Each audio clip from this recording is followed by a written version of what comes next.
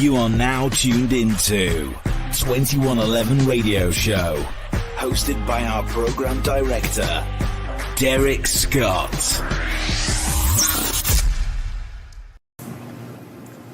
So what's going on? You're not just a drop-by type of dad. At least not with me.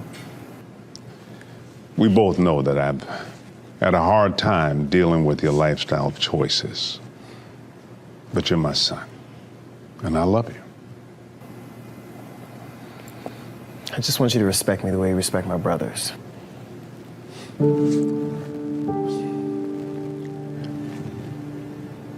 I need you to do something. Sure, anything. Once you find out what it is, you might not feel that way. Since you never asked me for anything, it must be important. The family's in trouble, son. And right now, you're the only one who can save us.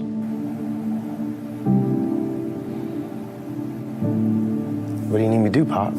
I know exactly who you are, Sebastian. You're the biggest club dealer in South Florida. Oh, and your mama lives on 15th Street in Hialeah. Your sister and nephew live on the other side of the projects on North Boulevard. And your grandma, God bless her soul, still lives in the same house that you were raised in on Juliet. Now let me tell you who I am. My name is Rio Duncan. My family's a sole distributor of heat, the new drug that's gonna put you out of business. You got the next generation.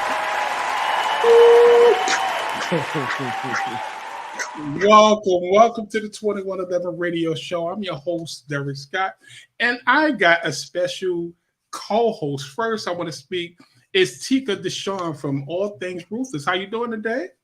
What's good, Derrick? Thank you so much for having me here. Thank you. Listen, look who we got in the building. My man Arrington Foster is in the building. How you doing, brother? I'm great. How are you? Listen, I'm blessed to have you here. We've been very excited this week. All the promotion, people been talking about you, the show. But we want, like I was telling him in the back, we want to get to know Arrington Foster. We see Rio, but we want to know Arrington. So tell us where you're from. I'm originally from Maryland. I'm from Prince George's County, Clinton, Maryland. Shout out to the DMV. No doubt. Now I'm going to ask you a question. So I'm going to ask you a question. You went to college, correct? I did. Went to TCU. I went to TCU. Go Frogs. Listen, let me tell you something. So what did you go to college for? So I got my bachelor's in arts. Theater was my major. I was a theater kid growing up. I wanted to continue my theater journey. So I got my degree in theater with a minor in communication studies. Nice. That's a beautiful thing. So I'm going to ask you a question. So being in theater, you've done plays. Like I see that you did Footloose and The Wiz, different shows. So was that part of your development of what you're doing now? Oh, absolutely. I think theater is the foundation. You know, I think if you look at a lot of big actors, whether it's Angela Bassett or Viola Davis or Denzel Washington, a lot of the greats come from theater. And that's where I fell in love with acting as a kid. And I believe that knowing the craft is the most important thing that can take you in any space that you want to go in, whether it's theater or film or television. Exactly. So now I did some digging. Now I know you talking in the back. I did some digging, and it was a short film, and it's called Flashing Lights. Mm-hmm. Just another dumb bitch. Flashing. Oh my gosh. Yeah, I'm sitting there going, wait a minute. So talk to me. How did this even come to a part for you? How did you even? Well, I believe this was 2016. I was still fresh in Los Angeles. I had moved there in 2015. And of course, like most new actors, I didn't really know where to start, where to begin. And so I did a lot of short films, a lot of student films, web series at UCLA, USC. And so this was just me submitting myself. I didn't have an agent at the time or a manager. This was free, which a lot of times you got to do free stuff in the beginning, but it was for the art. It was for experience. And this was one of my first short films as a lead. And so it was really exciting. It was fun. And yeah, it was just, you know, the director was in college, I believe at the time, or in his early 20s, I think. We were all just new and green and trying to figure it out. And yeah, it was a cool experience. Wow. Let me tell you something. So during the pandemic, well, before the pandemic, we had no, after. It was during, or just see before. It was after. I would say after. Yeah. The SAG strike. Mm-hmm. We had this thing going on, and the writers. It was with the writers first, if I'm not mistaken. It was, yeah. Mm-hmm. So how did this affect you? Because I remember you guys probably was filming the show, and we was waiting for this show to happen, because it was like, wait a minute, what happened since this is happening? We was waiting for the episodes to come back, and it never really came back until later on. So tell me the effects that this had on the industry, not just the actors or the directors. You got dancers, you got a lot of everyone. People. So talk to me about how it affected you. Yeah, well, the writers had been on strike for a while, probably a few months. I had got the call that we, got picked up for season 5 for Family Business. And, thankfully for Carl Weber, we already had, the writing already done. So at that point, if things were already written, you could still film, but anything that was new, you couldn't film. And so I live in Atlanta now, but I went back to Los Angeles last year. We were supposed to be done and finished by last fall. It was, you guys were supposed to get it. And when we were filming, I think we were only maybe a month and a half in, and there was already talks and whispers and murmurs of the SAG going on strike. So we all knew that if the Screen Actors Guild went on strike, we were done. Everybody was shut down. And that's exactly what happened. One day I got a call and they said, "Oh, you're not going on set tomorrow." And I was like, "What do you mean?" And they said the SAG went on strike. And we were only, I think it was July, I want to say. It was either June or July that the strike happened. And we were devastated. I mean, I think that people don't realize that, just like you said, it didn't just affect me. It affected everyone in the industry. And I think that it broke the glass ceiling on what people think about actors, and they think everybody's rich. I mean, we've had Taraji talk about it, Viola, Monique talk about it. And I think we just all wanted fair wages, especially with the climate of streaming and where things are going. We've been on an old system for 30 years that this was bound to happen.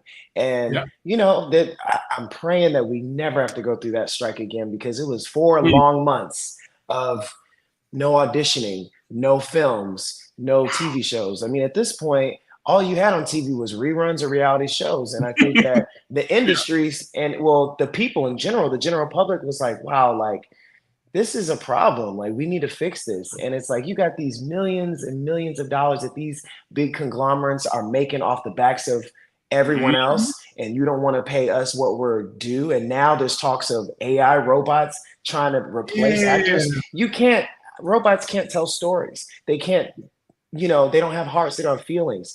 And it was very discouraging, because as a creative, you're like, well, man, they're just trying to shut us out. And so it was very difficult. It was very hard. Obviously, I had to come back home until this thing was done. We were thinking, okay, maybe it'll be a week, maybe it'll be 2 weeks, but it ended up being 4 months. And, I wasn't a part of any of the protests because I wasn't in Los Angeles, but just seeing the outpouring of social media and all from actors that are just starting out to big time actors who were on the picket lines fighting for us to have fair wages. The strike finally ended. We're still, trying to recover from it. There's a lot of things that are happening right now. It's a weird time in Hollywood. But I do believe and hope that we will get through this, and there will be more shows, more funding, more stories to tell. We need people of color to tell more of our stories so that we can have jobs, and not just Black jobs, as the man like to say. So yeah, we went back to filming, and we were able to wrap up in January, and now season 5 is finally out.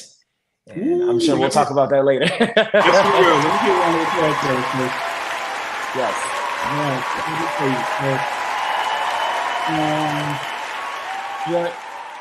What I want to get into is the LGBTQ plus community, because you are making them very proud. Let me explain why I say this. Because at the end of the day, you got actors that's playing a part they're playing a role. You're actually playing a part that you can actually feel at home with. You understand? So you're acting, but you kind of feel, it looks like you're very comfortable in this part. And the thing about this whole situation, as far as in that, is that you guys, I'm older, as you see, I'm 58. And in my day, it was more taboo. Nobody wanted to talk about it. You understand? And what's going on, we're ignorant to the fact that we don't understand your life. We don't. At the end of the day, you're a black man. You understand? And you got a double-edged sword going against you if you really think about it. And no one's really talking about this. So I wanted to get into a part where I wanted to talk to you about this because I feel that it's needed. I feel I would like to hear it from you as far as in, have you ever had to play a straight part? And was you comfortable with it? Well, the funny thing is, that's all I ever played was straight parts. That's all I ever did was play straight roles because that's what was given to me. That's what, and I never, and I say this, and I'm glad you brought that up because I don't feel like I talk about this enough, but, you know, me coming into the game, I wanted to make sure that my craft was the number one focus, not my ethnicity, not my sexuality. You know, we've seen time and time again over the decades where, you know, straight people have played gay, white people have played gay, you know, but we didn't see too many people of color do it. And I always said, I want to be that person who can come into a space and do both, because I can do both. I have the luxury that I can do both. And I don't think that we have that superstar that can do both. I think right now, the only person that comes to mind is Coleman Domingo. And I love what he's doing because he is a gay man in real life and is not shy from it or his fashion on the red carpets, but he plays these damn good roles on these big movies and these big shows where you're playing Mr. and Rustin and, you know, all these things. And I emulate him. And I feel like, you know, he's of a different generation. So, you know, I feel like I could tap into that for the young market. I always said, I want to be Denzel Washington one day. And people be like, that's a damn good actor. Then on the red carpet, you might see me with my husband once, you know, my kids, but my talent will speak for itself, not for, you know, who I am or who I choose to love. You know what I'm saying? So it's like, you know, I always played straight roles, and I was actually very, very nervous to play a role that was kind of very similar to myself that hit home. I mean, of course, there's a lot of things that Rio does that I would not do, but I do bring a lot of truth and authenticity to it because of my life. And I feel like that is very much needed in this climate, you know, because I don't think we ever could have had this kind of character on a show, a black show at that. No way. 10, 15, 20 years ago, maybe even 5 years ago. We're just in a progressive place right now, which is great. And so I love that people are seeing that he can be masculine, he can be tough. He's layered by all these layers. Yeah, he has the colored hair and the outfits, but I love that this is showing representation to the young black and brown kids that maybe thought, oh, just because I'm this or I'm that, I can't make it on the big screen or whatever. And, you know, I'm just living proof that you can do it. And I think that when I first did the first season, and I always have this story with the Valerie Pettiford, who plays my mother, Chippy Duncan, and Miguel Nunez Jr. too. I remember we were doing the pilot, and I think it was about to come out, and I was like, y'all, I'm so nervous. Like, what is the world's gonna see me in this role or whatever? And they just gave me such encouragement and advice, and they just said, listen, you are gonna show something that the people want to see, and you know, don't think that it's going to be your trajectory of your entire career. This is my first role, and sometimes people can get typecast into certain things. And even Miguel was like, I played a dude in a dress. And I was, you know what I'm saying, Marlon Wayans playing white chicks, you know, like you just do what you do and do it amazingly like you're doing it, and then the next thing will come along and then you'll prove people wrong and you'll show them the multifaceted that you can do. And so it's just been genuine love from my family, my friends, the fans all over the world, because now we worldwide. When Netflix put us on there, we weren't this little BT show no more. Like we worldwide. I got fans in Africa. Okay. So so it's a blessing. And I always tell people to just, you know, end it off that those little things that make you you, those are things that are going to make you special and make you stand out. And so those parts of me that maybe I was trying to hide ended up being, a blessing in disguise. It was like God literally being like, no, here you go. And now you got a role that you can thrive at because of who you are. That role was for me. And so what's for you is for you. Even during the strike, when I was like, man, like there's nothing coming my way. I'm on a hit TV show. No shows are coming my way. No movies are coming my way. And you doubt yourself. But then I just go back and go, every great thing that's happened in my life, praise to God, was just natural. It just happened. It wasn't forced. It wasn't, contrived. It just was natural. It just happened. Exactly.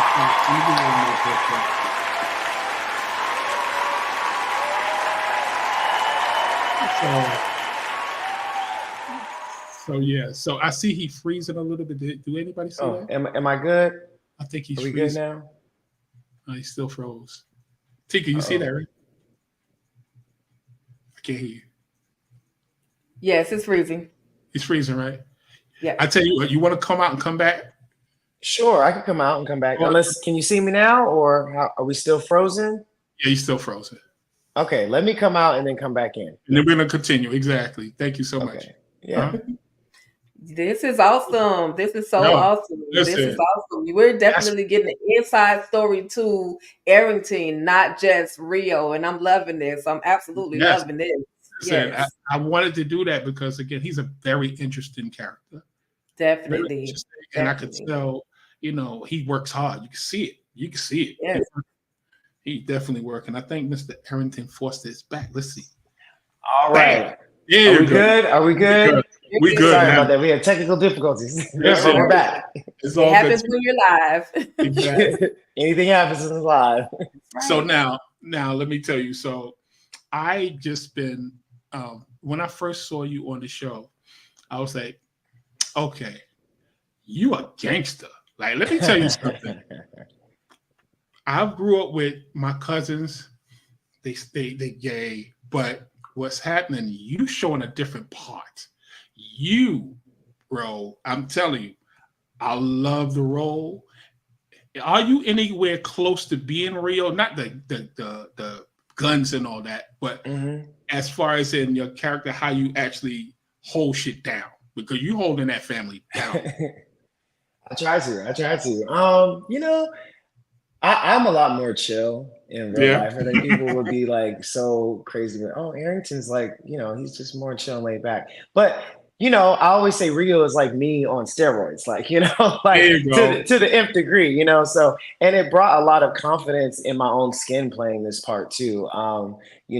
Just down to the hair colors and the outfits, there's some things that I personally may not would do in my personal life, but it's like when I put it on, it just feels like I just am a chameleon. I just turn it on. And it's so much fun. I just thank Carl Weber for and Trey Haley for giving me this opportunity. And then throughout the seasons, just showing the growth of doing like some combat scenes and some gun scenes and all the time. So I'm like, I gotta do this too. Like, it's not just my family, I want some of the action. So and then season 5, man, Rio is not letting up at all. This season is like he's not going off. I love it. And you're hot-headed. You're hard-headed. I said, damn it, that's my son, I beat him. Because he ain't listening. He's a little stubborn. She told him to stop it. He keep going. He said, nah, we're going to get this. And then you found out about your sister. But I want Tika to talk to you a little bit about what she wants to talk to you, because I know she has some questions for you. So, Tika, take it away. Okay, well, let me just start off once again. This is such an honor to be in the presence of the Arrington Foster.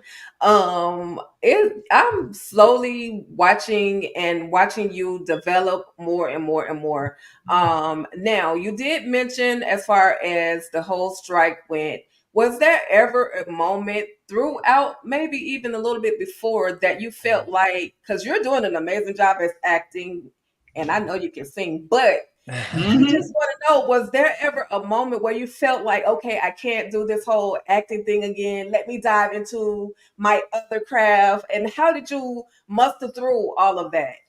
Oh my gosh. I mean, this business is one of the hardest professions that anyone could ever choose. I always feel like I didn't choose this, it chose me. You know, That like is there's just certain people in this world that are just meant to entertain, and it's not for everybody, you know? And so I've had hundreds of times where I thought about quitting, but thank God I never did. But you know, it's just this business has the ebbs and the flows, the ups and downs, the waves. I mean, I'm thankful that the fans have held on this long because we've had to go through a whole pandemic. We've been shooting this show in a pandemic for the last since season 2. And I feel like we probably would be on season 6, 7 right now had it been without the pandemic, had it been without the strike. But I feel like our unit, our cast and crew, and our amazing Black people running this thing. You know what I'm saying? Like just showing that we really are a family outside the show. And so it really bleeds on the screen, I feel like. And I think that's why the success of the show, because most shows aren't getting 3 and 4 and 5 seasons these days. So it's just a blessing anytime that we're asked to come back. And yeah, I think when the strike happened, it was very discouraging, you know, but I think just through prayer and meditation, I do my daily affirmations. You know, I have to be my own cheerleader because no one else is going to believe in you if you don't believe in yourself. And just know that it's all about the timing and the patience. You know, you never know when things can turn around in a blink of an eye. So, you know, I'm just grateful. I'm just trying. I always say it's a marathon. It's not a sprint. And so you just got to keep going. And I'm just got to keep reminding myself the gratitude of how far I've come and all the people that are looking up to me and that there's always someone that would want to be in your shoes. You know, I remember being a kid and watching Blockbuster, and then Netflix comes out, and I'm like, I want to be on Netflix, not knowing that my picture, literally, if you scroll, is the thing that's on Idol. Like, that's insane, you know? Like, I would be on a book cover, Trouble in Rio. Like, you know, like, it just goes to show that I think God gives you glimpses of, like, no, you can do this. This is for you. And so what's for you is for you. There you go.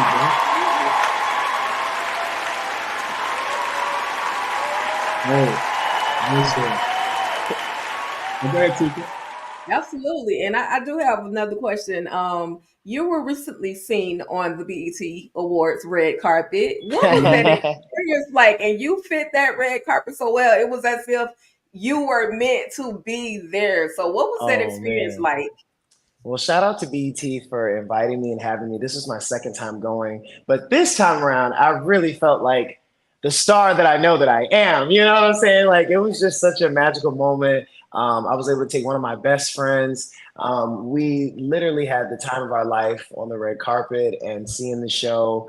Now, when they said I had a camera seat, I didn't know what that meant at first. And I was like, oh, hold on now. Y'all got me up close. And so I think 4 times you can spot me.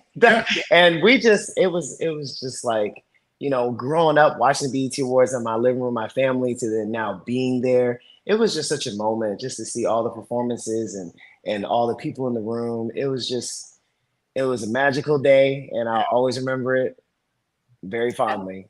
Absolutely. So real quick moment of truth. Was there anybody there that specifically that you were looking forward to seeing and you got to see? And if so, what was your reaction to that individual? Oh my gosh. I mean, listen, from Meg the Stallion to Usher coming out for the Lifetime Achievement for Miss Lauryn Hill. Let me just tell you something. That's a once in a lifetime thing. I don't know if I'll ever be able to say I was in the room with the Lauryn Hill. That was really cool. And then backstage, I was able after the show to meet Tia Mowry from Sister Sister and The Game, and just the legend, the icon that she is, and to be able to hug her and tell her how much her and her sister inspired me growing up, and her just being so gracious. That was like chef's kiss. The child in me was doing cartwheels right there, because that's one of my favorite all-time family sitcom shows. So that was really cool. Absolutely. And I'm going to wrap my portion of it up, but there is one final question that I want to ask you. As Arrington Foster, what do you want to be remembered for the most? And when the time comes and your book of life has been closed, what is it that you want to be remembered for the most? Oh man, I love that question. I think there's so many things, but I always have to piggyback off the great Aaliyah, rest in peace. And I just want to be known to be an all-around good entertainer and a good person. You're definitely going to be remembered as that and so much more. I'm looking forward to every other thing that you got coming up because I can see your future and it's super bright. So, Derrick, back to you. First off, I seen him showing off at the damn award show. I seen him. I had to show a little test. I'm sitting there. My character inspired a little bit of the look. I was like, y'all, should I do this? I was like, yeah, let's do it. Let's do it. It's the BET Awards. Let's do it. Exactly. You only got, the thing I like about you, what I've seen on social media is that you're very approachable. And a lot of actors in your position, they're not approachable at all. And the one thing I like is about your social media, you engage. Because I try to. You have to. Engage, and the beautiful thing when we start doing the promotion for it, you literally was the first one to say, "I'm ready." Like, let's go, let's get it. And a lot of the actors we had Christian Keys up here. We had a lot of people on this show, and what's happening is that a lot of them don't engage. They come on the show, they do the interview, and they go. But for you, I want to tell you that we appreciate you because you helped with the promotion to get the people up in here and to really get this conversation going, because you remind me of my cousin. I have a cousin, and your character, Rio, or just you guys is just alike. And me and him used to hang out. We used to hang out a lot. And you look What's up, cousin? You look like one of those cats that I could actually hang with, because if I was single, you got all the women. All the women. Oh my gosh, man. I still do. You got all the hookups. You got all the hookups. People, I'm a man, but I'm safe with my sexuality. I'm very safe. You understand what I'm saying? Me and you could go out and chill, have a good fucking time at the end of the day. Yeah. Because again, people still don't get it. He's human.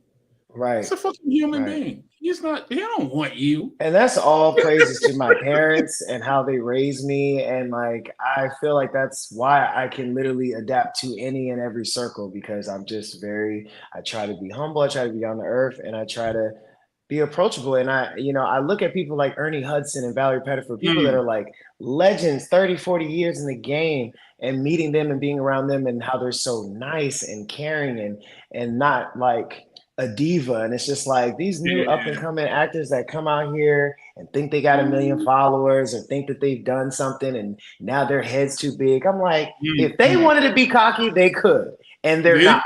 So, and that's one thing Valerie told me. She said, this light that you have, she was like, keep that for the rest of your career and you'll work for a long time. So I received that. I received it.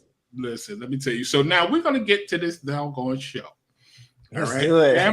Let's get to the family business for a second, because I love this show. We on season 5, y'all. If y'all missed this, y'all need to go back, start it over, because Rio is in all of them. Since the very beginning. It's a beautiful thing. Since this is your first part, how did you even get? Because now let me tell you, I got a little secret. You ever heard of the Zen Lounge in New York City? Yes. Well, there's a Zen Lounge in LA, so it is. Yeah. Yes. So, I was probably 3 years into Los Angeles, still doing I did a couple national commercials, just the short films, web series, but a lot of it is just honestly in this business is being at the right place at the right time and networking. And so how it all came about, one of my good friends, one of my close friends, she was like network queen. And so she would just take me out to a lot of events and parties. And one of them being Zen Lounge in Studio City, California, which was Dwayne Martin and Tisha Campbell's club at the time. Yeah. And we went and I met the director, Trey Haley, and we just had a conversation. I think a lot of times I tell young and up and coming actors, like, when you're networking, it's not all about, oh, here's my resume, here's my headshot, here's this and that. No, like they want to get to know you as a person, feel your energy, feel your vibe. And that's what we did. We vibed for like a couple hours. And, you know, after that conversation, I didn't think anything of it. I went back to my normal life and kept hustling and grinding. And next thing you know, I got the call a few months later, and it was Trey, and he was like, yo, I have this project that I'm working on. There's a role I think that is perfect for you. I would love for you to come and audition for it. And I was like, absolutely. So, you know, that's what ended up being The Family Business, which most people don't realize was a movie at first. We had shot a movie based on the book series, the best-selling book series, with Carl Weber. And when BET got word of it, this was before the streaming platform was even out. They were like, no, this is too good. We got to make this a television series. And so the first season aired on BET, the actual network on cable. I want to say it was the day after my birthday in November, and we premiered, and we were top 10 on the Hollywood Reporter, like the #1 scripted show. Like I don't even think BET had no shade to BET. They hadn't had a really good television series in a long time, and here comes us coming in with this beautiful Black excellent cast and crew of heavy hitters. And it's like every season it's like more and more people are signing on. And you know, we were the guinea pigs in season 2 for BET Plus with 20s and bigger. And now it's like you can get it on Netflix, Prime, Apple TV. It's everywhere. So it's been a crazy ride, but I'm so grateful for it. And I hope we get many more seasons. You know, we're gonna claim it. Listen, I think that's going to happen because again, we can't get enough of The Family Business. So, and one thing we all talk about is that damn hair. So I have a picture here, right? So I put up this still, Rio's hair colors. So you have a couple of here.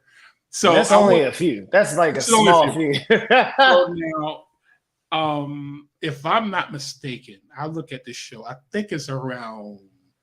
Between 7 and 8 colors. Between 7 and 8 colors. It might be more. It might be more. Honestly. What's behind the hair? Is it being dyed or is it being sprayed in? So it is sprayed, guys. Just want to let you know it's sprayed. I still have hair today because of that. So that's the #1 question I always get. Like, do you dye your hair all this close? And I'm like, absolutely not, y'all. It's very safe. And honestly, I don't think since Cisco or Dennis Rodman had we seen that before, and especially on television. And so it was actually something where when we were doing the pilot, you know, Carl was like, oh, we just, you know, we want Rio to stand out in some type of way, like change his hair color or something. Like, would you be into that? And I was just like, yeah, why not? So it was just off a whim. We did it, and it just became a thing. It was like, okay, now we're going to switch it up in every scene in every episode. And it just took on its life of its own. And now it's something that's notable for my character. Everyone just knows that's Rio. So, and I feel like, you know, every family can relate to having someone in their family that's like different. And so I feel like Team Rio, you know, they ride hard, man. They ride hard, and they always want to know, like, what's the new hair colors? And we've done so many. I mean, we recycled some favorites, but we've done so many, and even there's some in this season that we've never done before. So we're having fun with it. And shout out to the glam squad, the hair, the makeup. They're the ones that help put me in Rio mode, you know? I know that's right. Let me tell you something. So out of the cast members, what we see, I don't know. But you and Paris. Yes. The twins. The twins. You and Paris look like y'all have this connection. I see you twins, but tell me about it. Is it a real, because if I'm not mistaken, you both from Maryland. It's a Maryland thing, man. Like it's honestly like it's just so funny how God works, because when we both met, we didn't know each other at audition. We had never met, which is crazy because where she grew up and where I grew up was literally like 15 minutes away. Crazy. Wow. And so like when we found out we were going to be playing brother and sister, you know, of course we're trying to get to know each other. So she's like, where are you from? And I'm like, oh, I'm from Maryland. She was like, what? Me too. What part? PG County. She was like, what? Me too. And I was like, what? And it was like instant, like me and Javicia, shout out to Javicia Leslie. We just had it from the very beginning, and it was just so easy and comfortable to play twins, you know? Yes. I think I always wished I was a twin. I know she's a Gemini. It's just we just are you too? Okay. Yeah. So it's fun. It's so much fun. The chemistry is just like it was instant. It is. And you see it. You can actually see it. That's why I wanted to ask that part, because you guys look so close. Mm-hmm. And you're doing a great job on the show. And now it is a book that I've seen on Amazon. I'm looking, I'm like, ooh. So I know it's going to cover the screen, but I have to show this book because the picture's dope. I ain't going to front. And actually, that's from what I wore in the finale of season 1. Yes, it is. You know. Yes, it is. That's our crazy. fans, they know that. So now talk to me about this book, Trouble in Rio. Oh my God. So, of course, Carl, as we're doing the show, he's keep coming out with books. And so when I think we were on maybe season 2, I believe. But Carl one day was just like, hey man, we got another book coming out, Trouble in Rio. I want you to come and see, the book cover, whatever. And I looked at it and I was like, that's me? He was like, yeah. He was like, you're on the book. And I was like, what? So, I mean, people love the book. I'm super excited about the book. I think the book came out in 2017, so it's been 7 years. And finally, I have some exclusive news that we are going to be going on a book tour with the Carl Weber. What? And Trouble in Rio. And so I will be in hopefully some select cities and meet and greet the fans and sign books. And it's just, I'm super grateful and blessed that these years later we can, bring this to the fans. And I'm just super excited. I mean, I never thought I'd walk in Target and see my face on a book. That's crazy. So yeah. And of course my mom was the first one to be like, oh my God, you have to sign it for me, So yeah. I'm super excited. So I'm sure dates will come out soon. I don't know all those details yet, but very, very soon. Okay, listen. And listen, I'm just saying, we need to have a Trouble in Rio spinoff, a movie. Carl, let's go. I'm just saying, the fans want to see it. He's a fan favorite. We got to have something, So that would be exciting. Let's speak that into existence, because put it in the atmosphere, and hopefully, you never know what happens. It could be a dope spinoff. Wow. It would be. I'm just saying. That's a good idea. Wow. Yeah. You know what I'm gonna do, right?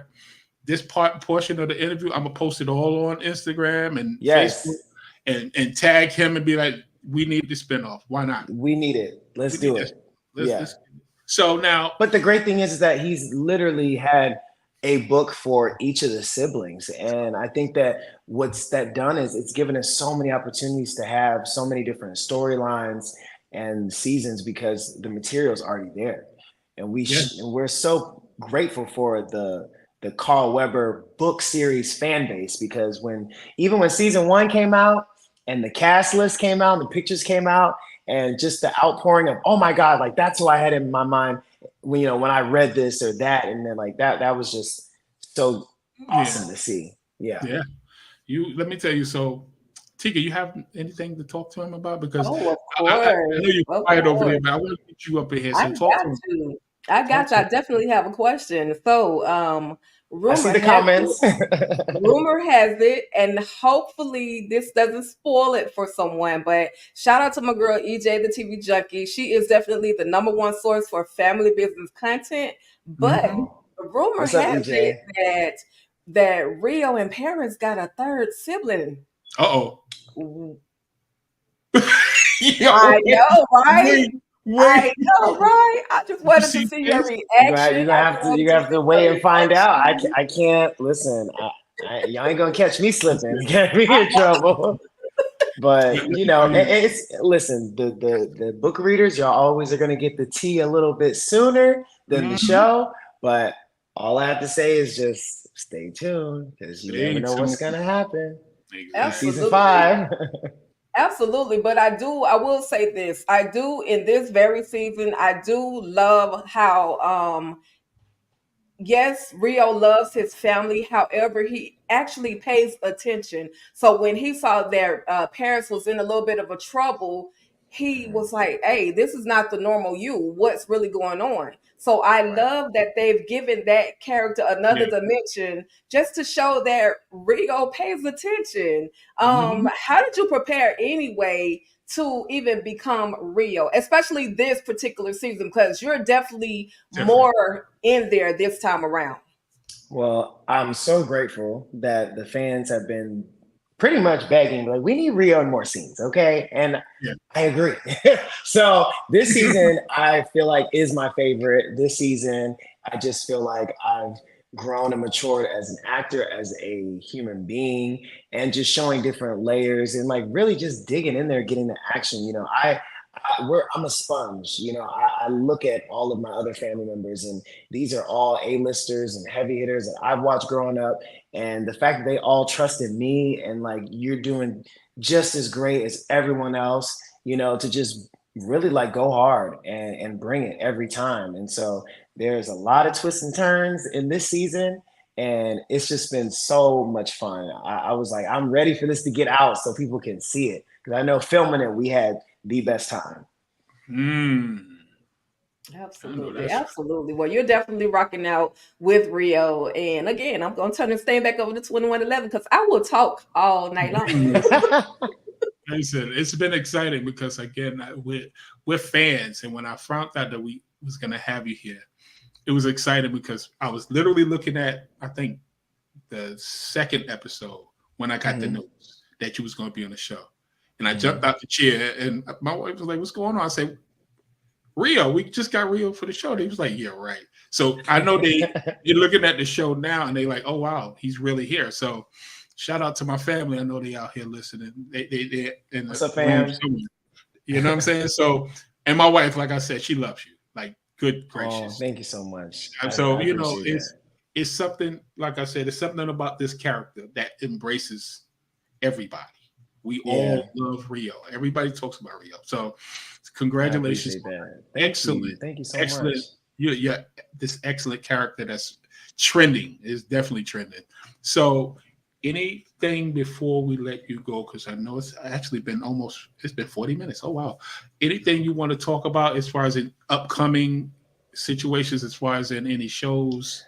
Well, you know, we're still grinding. We're still hustling for that next thing. Hopefully we'll get another season. I don't have that confirmed yet, but we have that going on.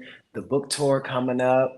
And yeah, you know, I'm just super grateful for this show, and I'm just so ready to see what's next and what God has for me, and just to do more comedy, more drama, more shows, more movies, and just tap into like those big spaces. You know, I want to be an EGOT one day.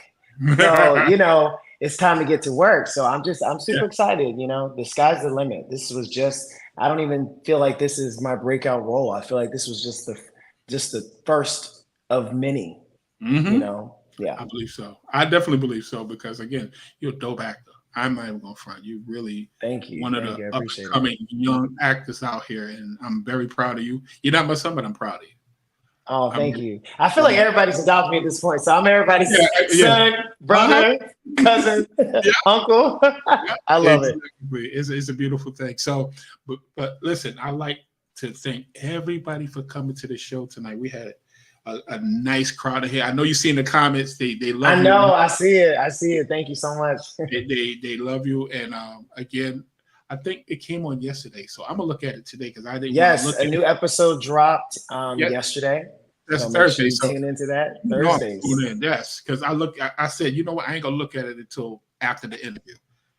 Oh, this was a good one. Yes, this was a good one. It's a good interview, man. Listen, it's been a pleasure. It's definitely been. Tika, I appreciate you, Mr. Arrington. Thank you, Tika. Yes. Thank you, Derrick. Yeah, listen, I want you to sit back in the back for a second. We're about to tune out. I want to talk to you about something in the back, but in the meantime, we'll be back tomorrow with a special guest, but not as big as Rio, of course. But we'll definitely be back. But I thank everybody for coming tonight. I appreciate all the comments, all the love, and so we about to sign out. And Rio, like I said, just stay tuned, stay right there, and we go talk in the back. Okay, is that okay? Sounds good. Absolutely. All right. So y'all have a good night. Thank y'all for coming through.